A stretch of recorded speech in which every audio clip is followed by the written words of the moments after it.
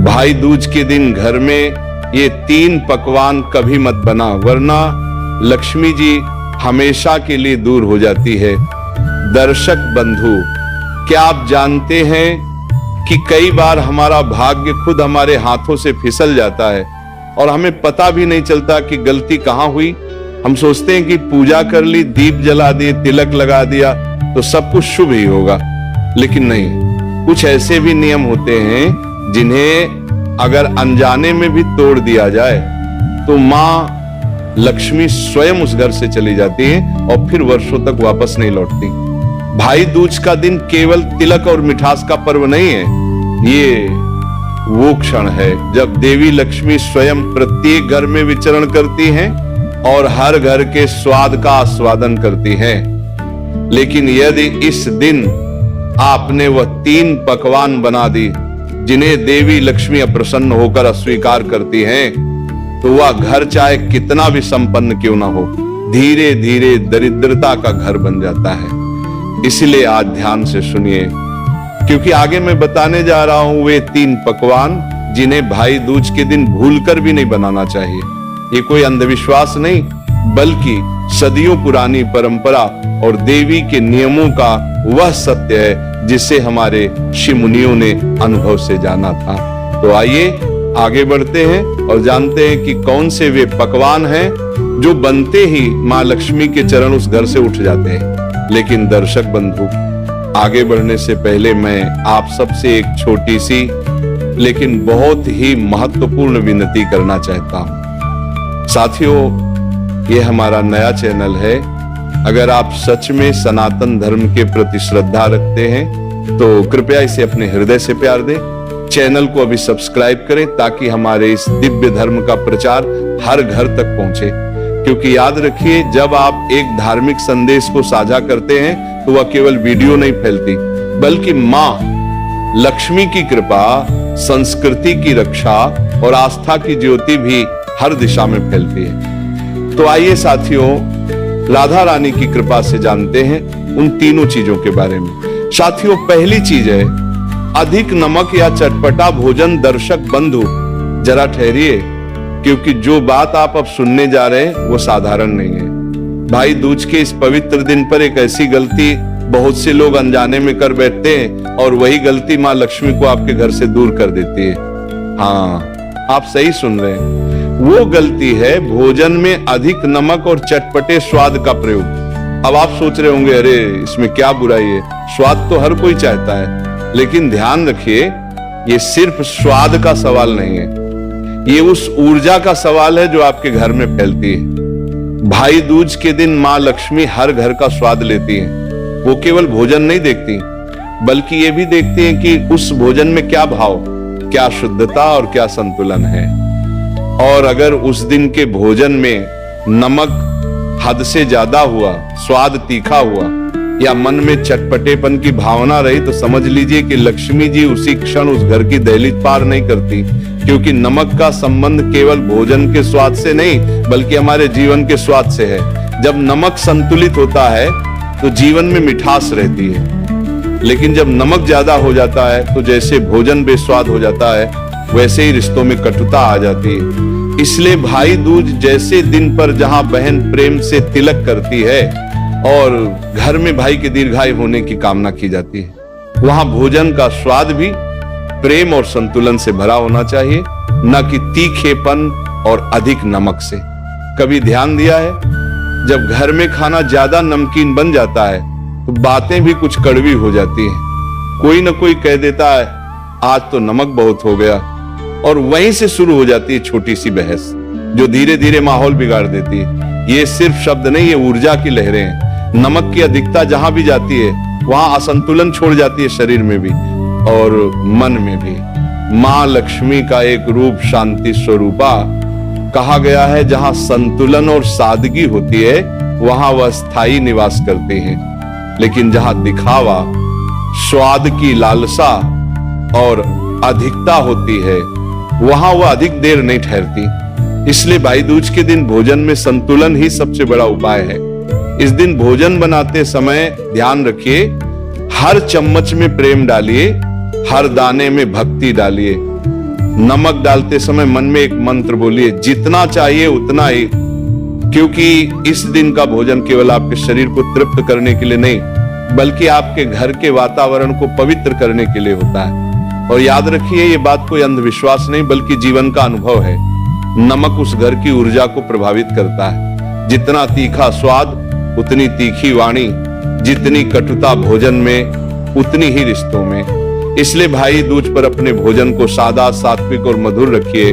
माँ लक्ष्मी इस दिन हर घर का स्वाद लेती है। अगर भोजन में नम्रता, संयम और प्रेम है तो वह मुस्कुराकर वही विराज जाती है।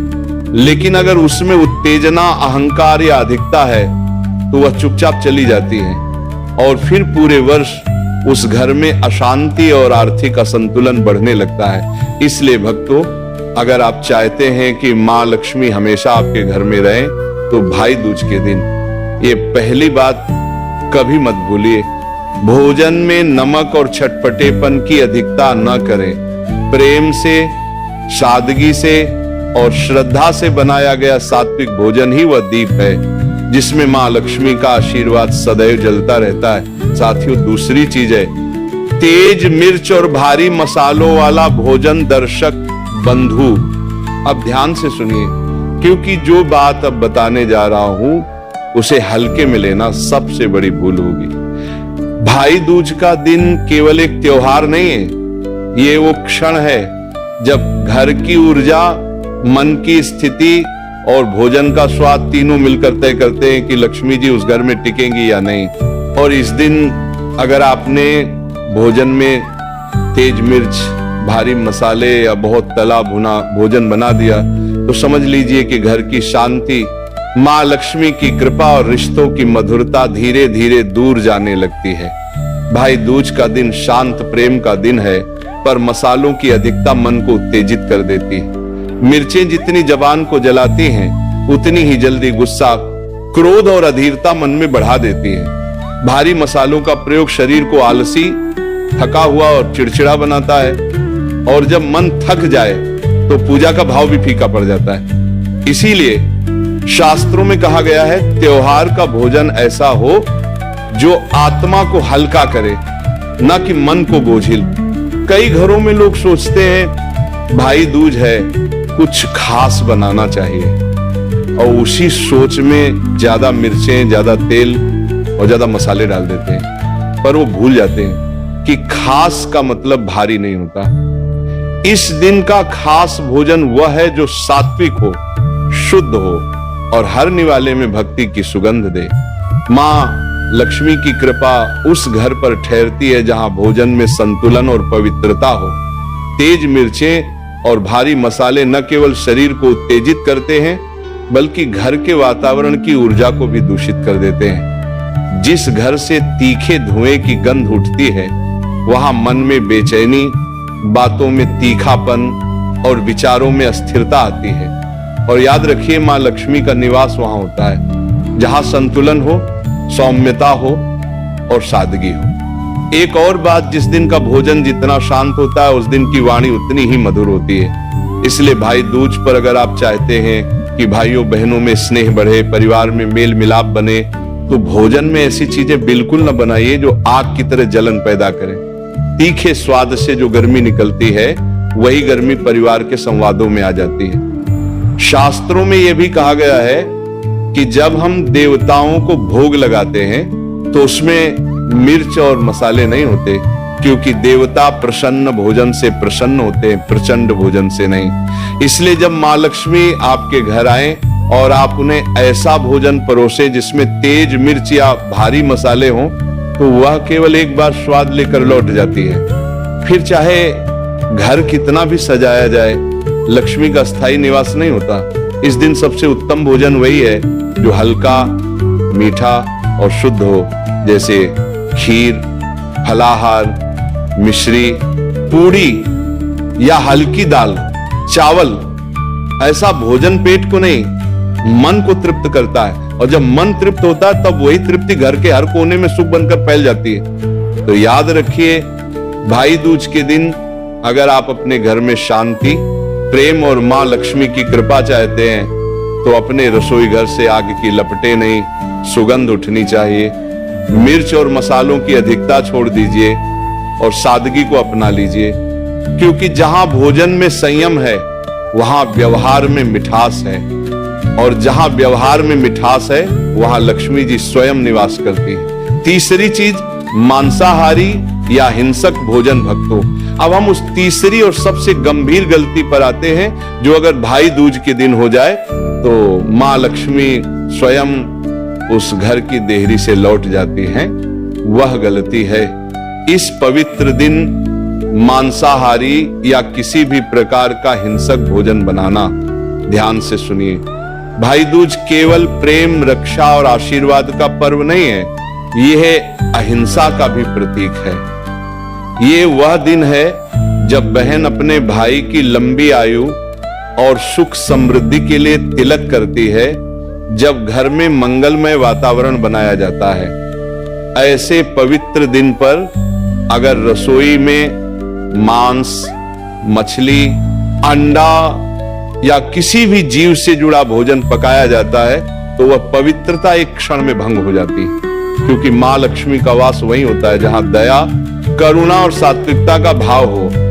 वह उस घर में नहीं ठहरती जहां किसी जीव की वेदना की गंध हो। शास्त्रों में स्पष्ट कहा गया है, जहां जीव हिंसा होती है वहां लक्ष्मी स्थायी नहीं रहती। सोचिए, जिस घर में बहन अपने भाई के माथे पर तिलक लगाकर दीर्घायु की कामना कर रही हो, उसी घर में किसी जीव का जीवन छीनने की प्रक्रिया हो, क्या यह विरोधाभास नहीं है? भाई दूज का भोजन प्राणदान का प्रतीक है, प्राणहरण का नहीं। इसलिए इस दिन किसी भी मांसाहारी व्यंजन को बनाना, खाना या यहाँ तक कि उसकी चर्चा करना भी अपवित्र माना गया है। इस दिन घर का भोजन सात्विक होना चाहिए। खीर, पूड़ी, हलवा, दाल, चावल, फल या पवित्र प्रसाद जो मन को शांति दे, आत्मा को पवित्र करे और वातावरण को सुगंधित बनाए। मां लक्ष्मी को घी की महक प्रिय है, लेकिन रक्त की गंध अपवित्र लगती है। उन्हें शुद्ध धुएं की लहरें पसंद हैं, लेकिन तले हुए तेल की गंध नहीं।